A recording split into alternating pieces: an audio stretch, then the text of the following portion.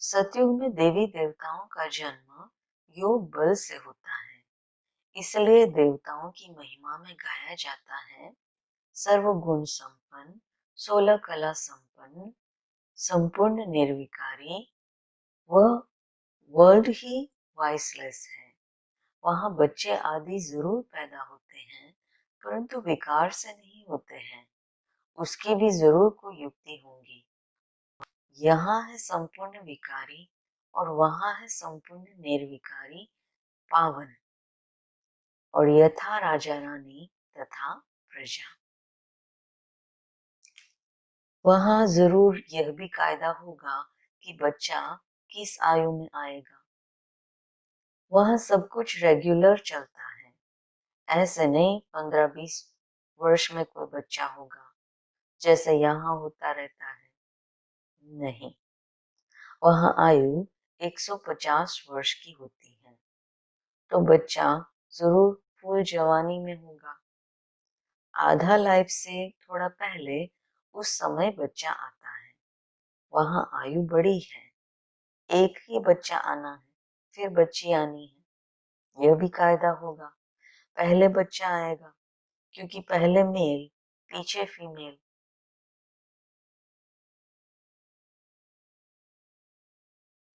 जहां जीत, वहां पर प्रिंस श्री कृष्ण का जन्म होता है। जन्म के समय माता को विष्णु चतुर्भुज का साक्षात्कार होता है। चारों ओर रोशनी हो जाती है। उनके हाथ में रत्न जड़ित मुरली दिखाते हैं क्योंकि शहजादा है, बाकी वहां ज्ञान की बात नहीं।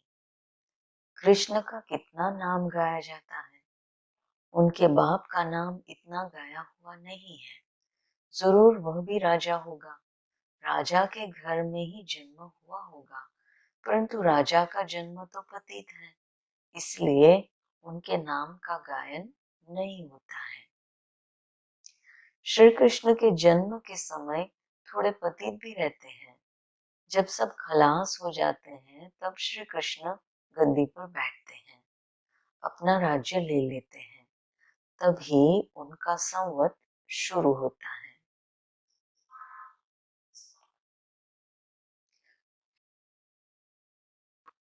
स्वर्ग कोई समुद्र से नहीं निकल आता है, जैसे दिखाते हैं कि प्रलय हुई, फिर श्री कृष्ण सागर में पीपल के पत्ते पर अंगूठा चूसता हुआ आया।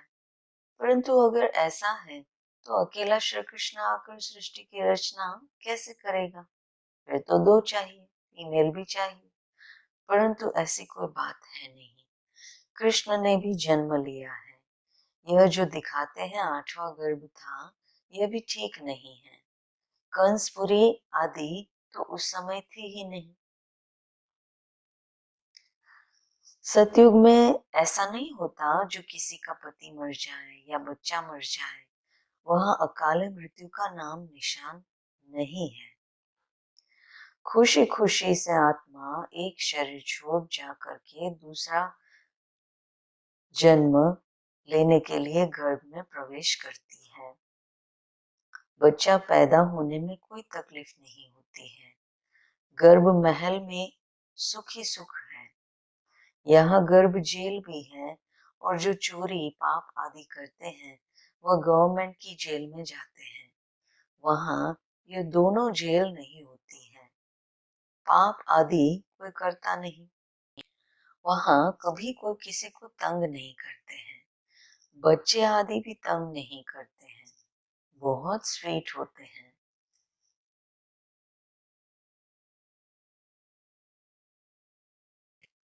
सतयुग में योग बल से जन्म होने के कारण आयु बहुत बड़ी रहती है, इसलिए वहां देवताओं को अमर कहा जाता है।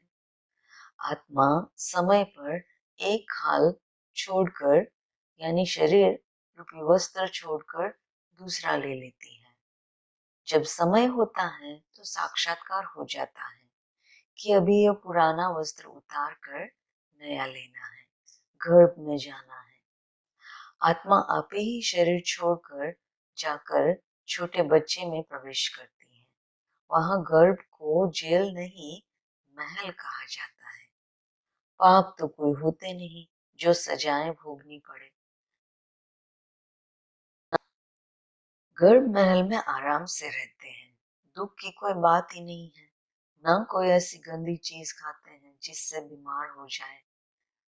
सूर्यवंशी और चंद्रवंशी सब पवित्र रहते हैं, इसलिए आयु भी बड़ी रहती है और दुनिया भी नई है। एवरीथिंग न्यू है।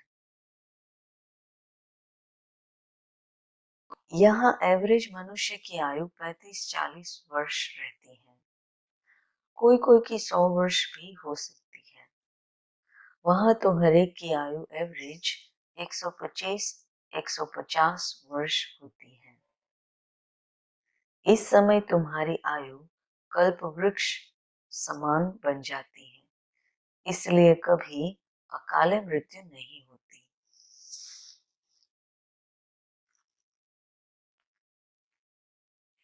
सतयुग में पढ़ाई। वहां की पढ़ाई भी एक खेल है। खेल खेल में पढ़ेंगे।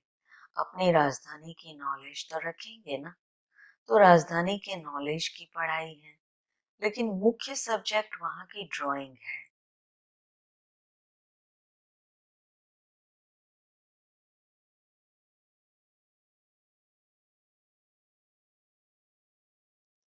साज अर्थात गायन विद्या, संगीत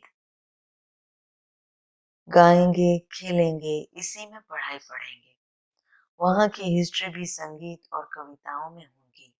ऐसी सीधी सीधी बोर करने वाली नहीं होंगी। रास भी करेंगे, नाटक भी करेंगे, बाकी सिनेमा नहीं होंगे। नाटक हंसी और मनोरंजन के होंगे। नाट्यशालाएं काफी होंगी।